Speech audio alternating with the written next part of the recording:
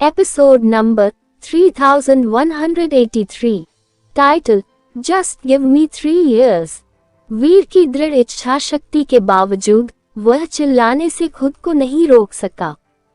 उसे यह बताना था कि वह कितना दर्द में था। शायद ऐसा इसलिए था क्योंकि वीर की सहन शक्ति की सीमा अधिकतम हो चुकी थी, लेकिन उसके शरीर ने प्रतिक्रिया की। वह सुपर गॉड स्पिरिट मोड में चला गया, लेकिन इससे दर्द दूर नहीं हुआ। इससे उसे और भी ज्यादा दर्द हुआ। वीर अब सुपर गॉड स्पिरिट मोड में था। उसका शरीर सफेद रोशनी से भरा हुआ था। उसने अचानक एक दरार सुनी।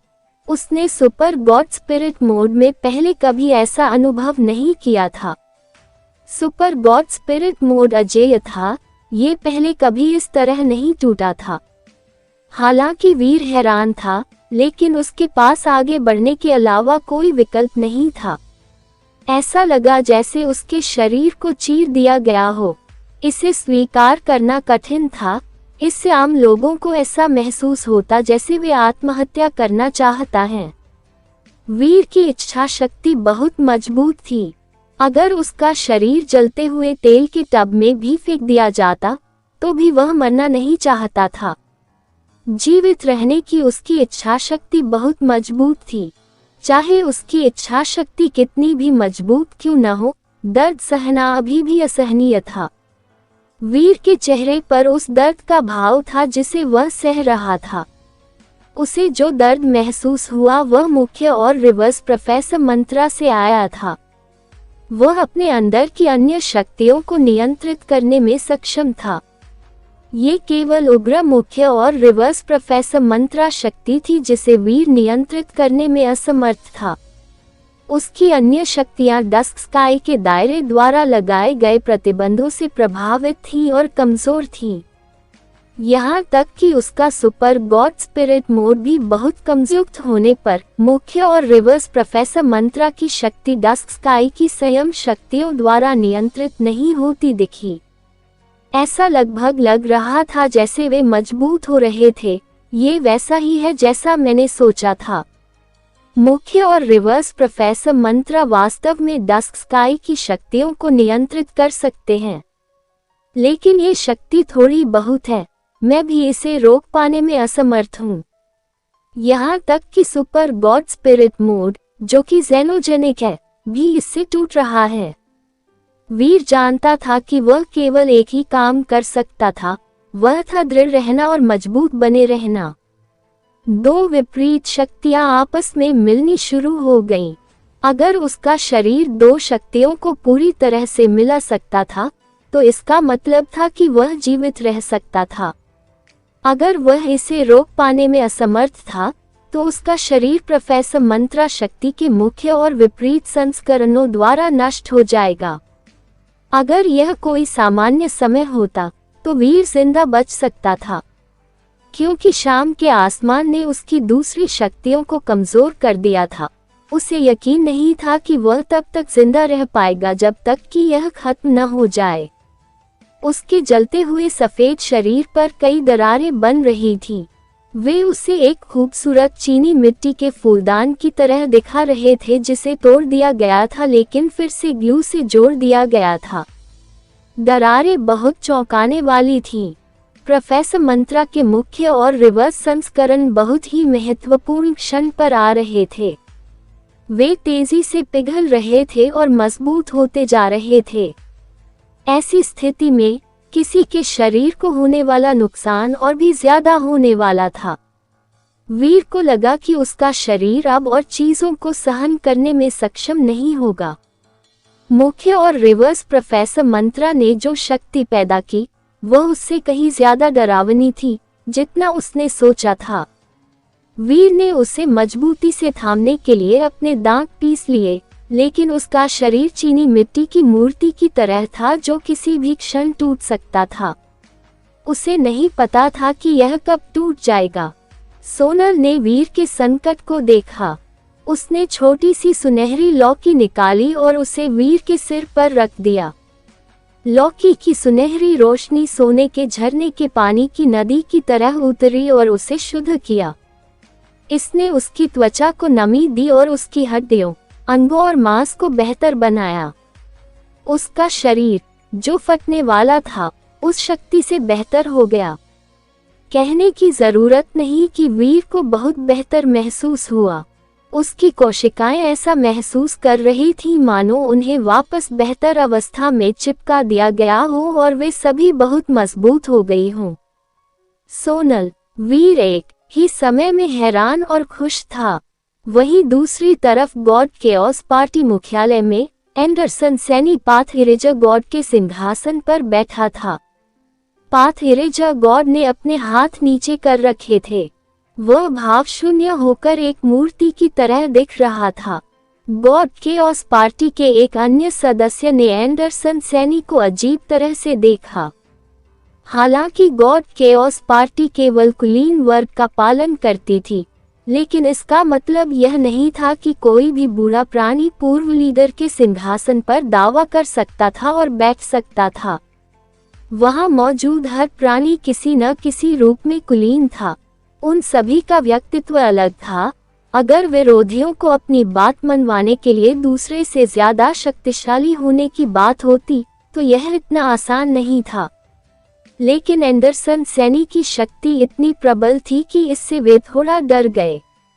हालांकि उन्हें ये पसंद नहीं था, लेकिन किसी ने भी विरोध करने की हिम्मत नहीं की।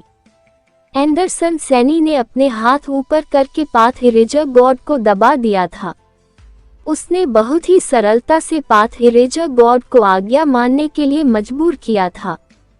हालांकि वे घटनाओं के इस मोड़ से सहमत नहीं थे, लेकिन उनके पास इसे सहने के अलावा कोई विकल्प नहीं था।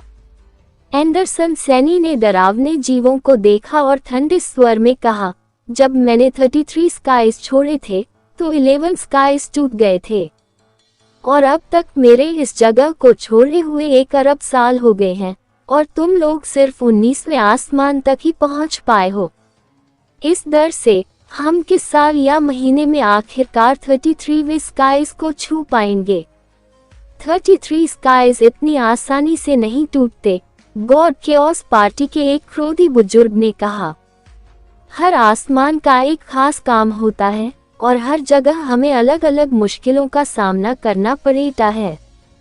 हर आसमान को तोड़ने में बहुत सारे संसाधन और शक्ति खर्च होती है। आपको अंदाजा भी नहीं है कि हमने कितना कुछ त्याग दिया है।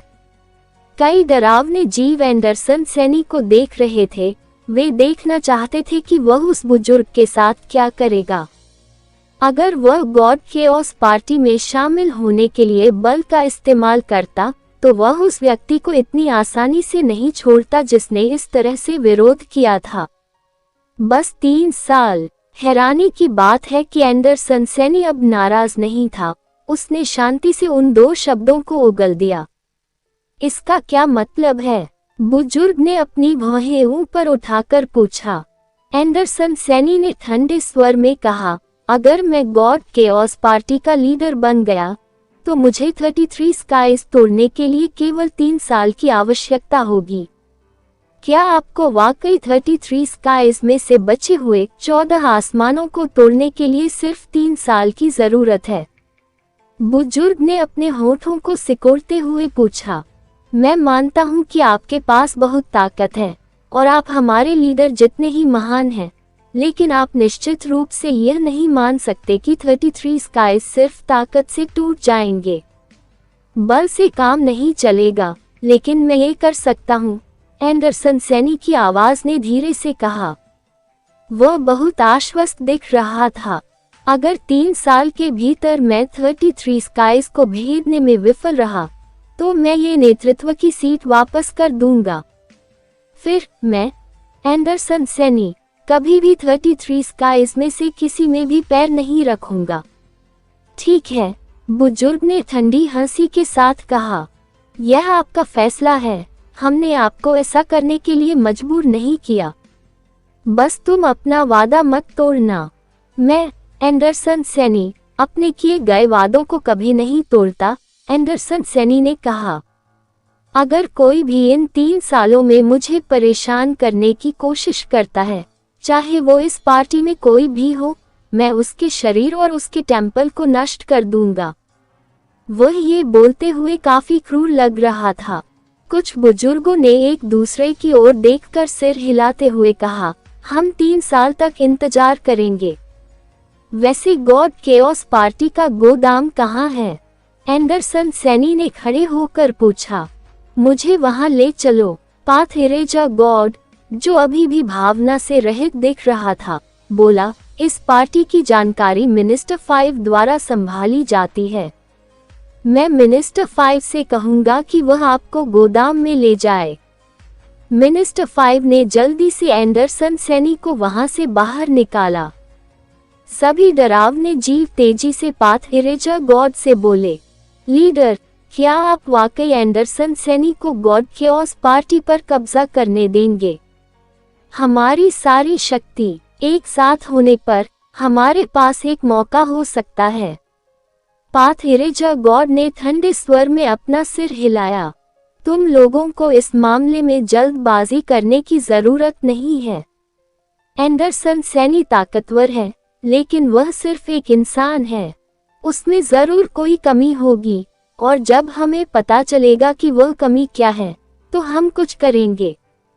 पाथ इरेजा गॉड एक डरावने प्राणी के सामने से गुजरा और उसे कुछ दिया।